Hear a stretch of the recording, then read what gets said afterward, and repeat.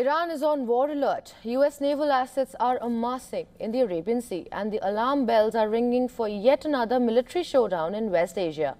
With daggers already drawn, Iran and the United States are seemingly positioning themselves. Now, reports are emerging of Iranian Supreme Leader Ayatollah Ali Khamenei bunkering down. Now, more in our next report. Take a look.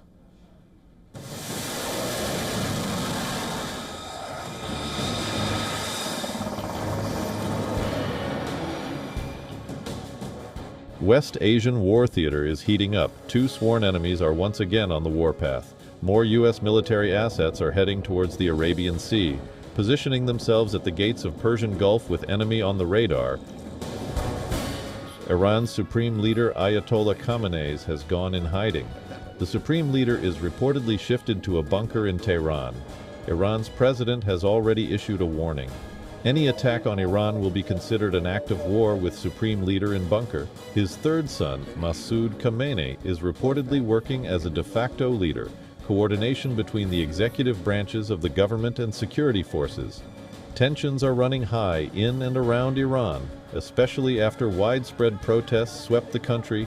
The protests were put down using force, but it exposed the vulnerability of Islamic Republic. And 28 days since it was ignited, Iran still faces an internet shutdown. The killing on the streets of Iran may have subsided, but the brutality continues. The violent repression of the Iranian people does not solve any of the country's problems. On the contrary, it creates conditions for further human rights violations, instability and bloodshed.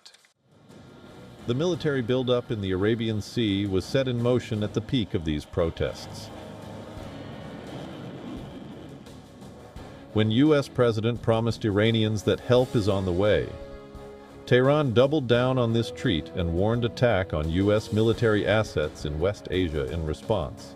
Donald Trump has toned down the rhetoric since then, but has refused to take the strikes off the table. USS Abraham Lincoln is on its way to the Arabian Sea.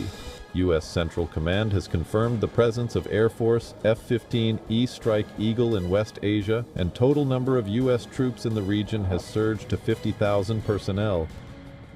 U.S. CENTCOM Chief ADM Brad Cooper is also in West Asia, meeting top Israeli officers. Tehran, on the other hand, is also taking aggressive posture. Country's military says it is more ready than ever. IRGC. The sworn loyalists of Islamic Republic are drawing the red line for U.S.